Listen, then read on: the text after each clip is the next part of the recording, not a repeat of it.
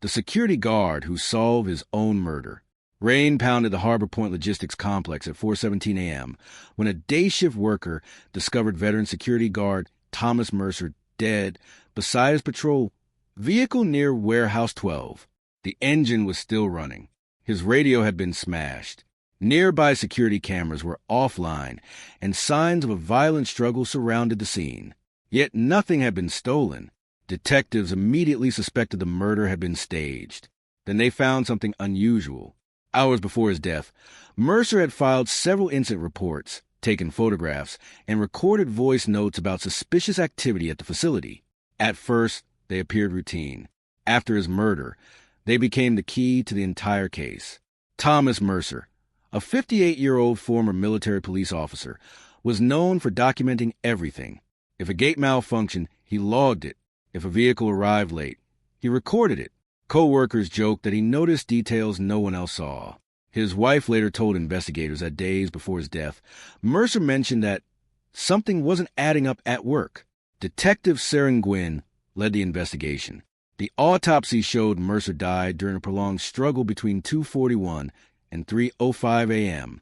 More troubling, surveillance footage covering that exact period had been deleted.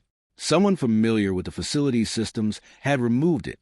Reviewing Mercer's final reports, detectives discovered he had documented unauthorized loading dock activity, suspicious deliveries, and restricted area access by unknown personnel. The incidents seemed minor individually, but formed a pattern when viewed together. As investigators reconstructed Mercer's final weeks, they found he had repeatedly reported unusual activity that management either ignored or marked as resolved without explanation. Digital forensic experts then uncovered a shocking discovery. One of Mercer's reports had been altered after his death. The edit removed references to a specific employee access card. Server logs traced a change to operations manager Daniel Reeves. Reeves claimed his credentials had been stolen, but cell phone records proved he had lied about his whereabouts on the night of the murder. He quickly became a suspect. Then a maintenance worker admitted he had lied during his first interview. He revealed seeing Mercer arguing with two men shortly before his death, one of whom worked for a contracted shipping company already linked to inventory irregularities. Investigators dug deeper and uncovered altered shipping manifests missing cargo and fraudulent records involving millions of dollars in stolen goods. What appeared to be a simple homicide was becoming a major criminal conspiracy. A breakthrough came when forensic specialists recovered fragments of deleted surveillance footage. The video showed a cargo container that official records claimed had already left the facility. Mercer had photographed the same container hours before his death. Federal investigators joined the case and uncovered shell companies, fake invoices, and offshore accounts connected to Harbor Point employees and contractors. Attention shifted briefly to a disgruntled former supervisor with a motive for revenge, but traffic camera footage eliminated him.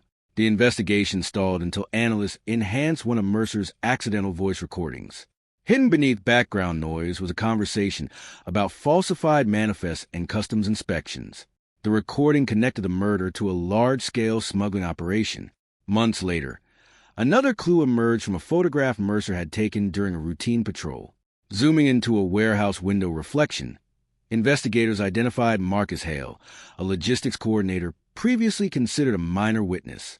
Re-examining his records revealed lies about his schedule, access car activity, and connections to Daniel Reeves. Financial records also showed unexplained payments linked to the smuggling network. The final breakthrough came from Mercer's handwritten patrol notebook. Detectives noticed a series of numbers beside routine entries. They weren't inventory references, as previously assumed. They were access card identifiers. One card appeared repeatedly. It belonged to Marcus Hale. The final entry, written shortly before the murder, read, "Hale card active, Warehouse 12, unauthorized." 12 minutes later, Mercer was dead. The clue had been in plain sight from the beginning. Confronted with the evidence, Hale eventually confessed to confronting Mercer and participating in the criminal operation. Further arrests followed, including Daniel Reeves and several company insiders involved in smuggling, fraud, and evidence tampering. Prosecutors later revealed that the group had used legitimate shipping operations to move illegal cargo worth millions of dollars. During the 2-year trial, Investigators repeatedly relied on Mercer's own records.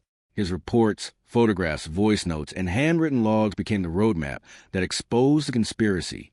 Hale was convicted of murder and multiple organized crime offenses. Reeves and several accomplices received lengthy prison sentences. For Mercer's family, justice could never replace what they lost. Yet they found comfort in knowing that the evidence responsible for convicting the killers came from Thomas himself. He had never intended to become an investigator. He was simply doing his job. Years later, Detective Nguyen reflected on the case. Most victims leave behind pieces of the story. Thomas Mercer left us the entire roadmap. His killers believed they had erased the evidence. Instead, the evidence was waiting in his reports, photographs, recordings, and notes. Through discipline, integrity, and attention to detail, Thomas Mercer ensured that the truth survived. In the end, the most important witness in the case was the victim himself, a security guard whose careful documentation solved his own murder.